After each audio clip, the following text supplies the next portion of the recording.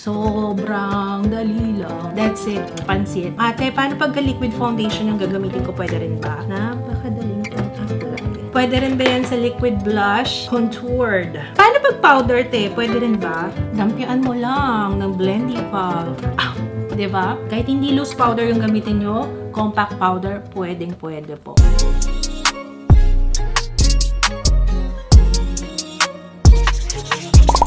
Hello everyone! Welcome back sa ating channel. So today, ayan, malamang nakita nyo na to last video natin. Na-feature ko na to dun sa ating previous video. Ano ba yung sinasabi ko? Yung hi! Introducing the Blendy Puff by yours truly. Ayan. Ito yung pinakabago naming product and very, confident ako dito na magugustuhan nyo. Opo. I've been using this. Hindi ko na maalala. Parang almost a year na nga rin. 99 pesos lamang po. Opo, 99 pesos. And may kasama na siyang lalagyan. Ayan. Nice, no? Meron na siyang protective case and at the same time, pwede mo na rin siyang gamitin. Dito mo na ilagay para matuyo siya kasi meron niyang butas. Ayan. Pwede mo rin siyang isabit. Ayan. So, para saan ba to? Alam niyo, actually ako kasi, naghahanap ako talaga ng pang-apply sa I'm a cushion girly. Niligaw sa cushion. Most of the time, nagmamadali ako pag aalis. So, cushion talaga yung takbuhan ko kapag sa mga ganon. Dahil mas mabilis siyang i-apply for me. And mas lalong bumilis ang buhay ko. Ay, hindi yung buhay ko. Yung pag-makeup ko, mula nung ginamit ko to, guys. Napansin ko siya sa cushion eh. Kasi sa cushion talaga. Sabi ko, parang hirap na hirap ako laging mag-apply ng cushion. Pakita ko sa inyo, ha. Wait. Kumuha ko ng bago kasi wala na. Tinatapon ko kasi talaga. Pag once na nagamit ko, tinatapon ko na kasi nga, parang ayoko siyang i-stay dito sa ganito. Yung sa lalagyan niya. Oo, dito. Kasi, ayan, kagaya niya. Tingnan nyo. Though, dito naman talaga natin tinatap yung excess na product, diba? Pero ayoko nandyan nakastore yung aking pinaka-puff. So, ayan, kagaya nito. Ayan, ganito ha. Iko-compare natin side by side para mapakita ko sa inyo. Try natin yung regular na applicator ng cushion kasi ito ang problema ko dyan. Opo, gonna tap the excess. By the way, I'm using Skintific. Ito yung pinakabago nila and ang shade ko is Petal 03. Tingnan yung mabuti. Dahil maliit lang siya, very flimsy. Tapos tingnan nyo, parang ang tagal-tagal bago ko i-blend. Tapos yung dulo, parang naiipon yung cushion doon. Kaya, ayan, iniikot-ikot ko pang ganyan. Tsaka manipis kasi siya. Diba? Ayan, nakita nyo? Ito ako nahihirapan eh. Ang tagal ng pagbe-blend ko kapag itong puff na to. But, with the Blendy Puff, sige, kunin na natin siya. Let's apply. Didiin ko lang siya dyan. And then, let's apply. Sobrang dali lang. As in, kung ilang minuto ako dun sa kabila, sa pagbe-blend, ito, grabe naman yung minuto. I mean, mas mabilis mag-blend dito. That's it. Pansit. Napakadali po. Actually, mas gusto ko pa nga yung finish dito sa kabila eh. Oh, mas maganda yung finish dito kaysa dito sa kabila. No? Yun totoo. Diba? Mas gusto ko to. So, ayusin natin. Tingnan nyo kung gaano ka-seamless yung finish niya. Napakaganda, effortless din yung pagbe-blend. Ultra soft itong sponge na to and lemon shape siya as you can see. Nabibitin kasi ako kapag isa lang yung tip. Gusto ko dalawa, kaya lemon shape talaga yung pinili ko. Para meron ako ibang areas. Kung mapapansin nyo, mahilig ako sa mga angled. Kahit sa sponges, diba? Kasi malaking tulong yan. Lalo na sa pagme-makeup, yung mga corners ng face na kailangan natin abutin. Or if ever gusto kong gamitin siya for cream contour and liquid contour. Kung gusto kong gamitin siya for blush, pwede rin. Eh, kunwari, binlend ko na yung concealer ko dito.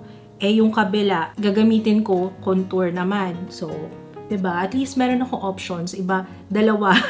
At least, diba, dalawa siya. Dalawa yung edges. Ate, wet and dry ba yan? Yes. Pwedeng gamitin wet, pwede rin gamitin ng dry. Pero normally, hindi ko na siya binabasa. Mas okay sa akin yung dry. Pansin ko sa kanya, same lang yung effect. Wet man siya or dry. Siguro, depende na lang din kung ano yung product na gagamitin mo. If ever cream man siya, liquid, that's up to you. So, ito na yung ating Blendy Puff.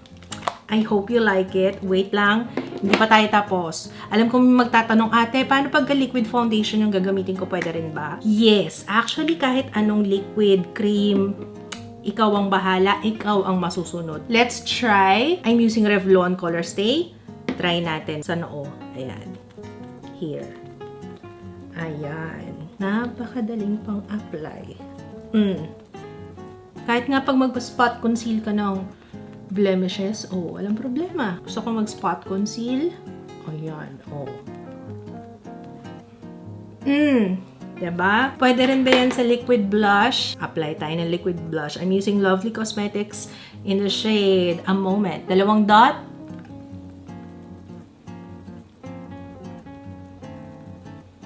Perfect. 2 dot.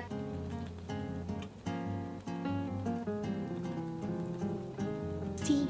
Perfect. Mag-contour na rin tayo. I'm using Careline Contour Y'all. Okay. Yung kabilang edge naman yung gagamitin ko. Contoured.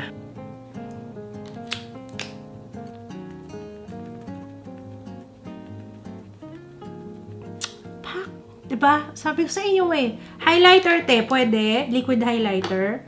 Yes, of course! I'm using Sunny Space Glow On in Stellar.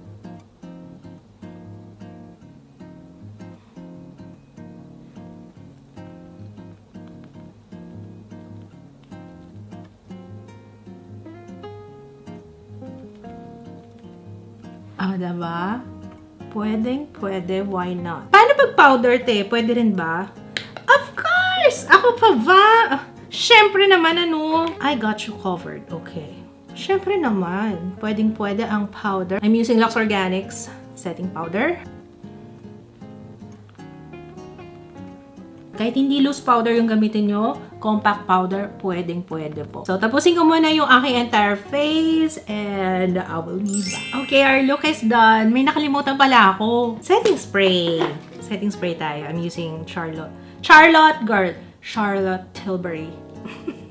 Charlotte.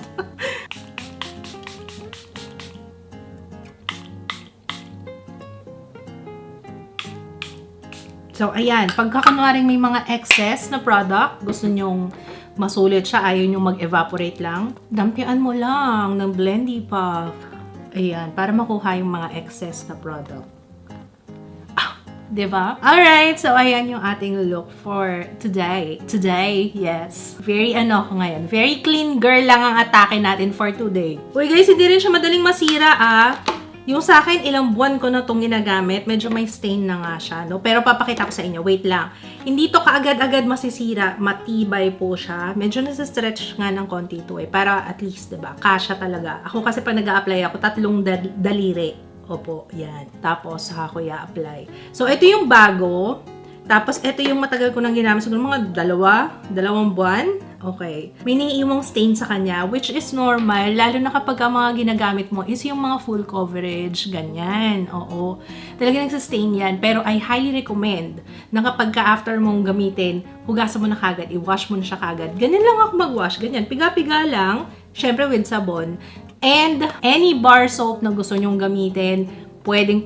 Pwede rin yung aming liquid cleanser, also available sa AC Brushes. Pwede rin yung aming makeup brush cleaner, so depende sa inyo kung ano yung ginagamit yung panlinis. Pwede rin facial wash, why not? Hindi naman maarte yung products namin. Wag lang sabong panlaba, okay? Kasi syempre lalagay mo sa face mo directly, so make sure na talagang pigang-piga at malinis at walang residue ng sabon. Ayan, lalo na kapag ginamitan mo ng blush, ayan, ng contour, may tendency siyang magstay. Kaya kailangan hugasan mo na rin kaagad. Pero itong Blendy Puff, tatagal siya depende sa paggamit mo. Matibay ito, I trust na hindi siya masisira kagad sa inyo. Unless na lang may defect doon sa nakuha nyo. Pero most of the time, of course, nagka-quality check kami. So, mababa lang naman yung percentage. If ever makuha nyo may defecto, pwede namin palitan yan. Just message us. That's our Blendy Puff. And so far, sa first week ng pag-launch namin, ang dami kong nare-receive na review na gustong-gusto nila at napakaganda talagang pang-apply ng foundation. Sana magustuhan nyo guys kasi talagang dumali ang aking pagme-makeup using this. Alright, so wala na ako iba pang idadagdag pero kayo meron. Idagdag nyo na sa cart nyo yan. Diba? Gumabanat ka. Okay, so yun lang. Link sa description box. Maraming salamat guys sa panonood and I will see you again on my next one.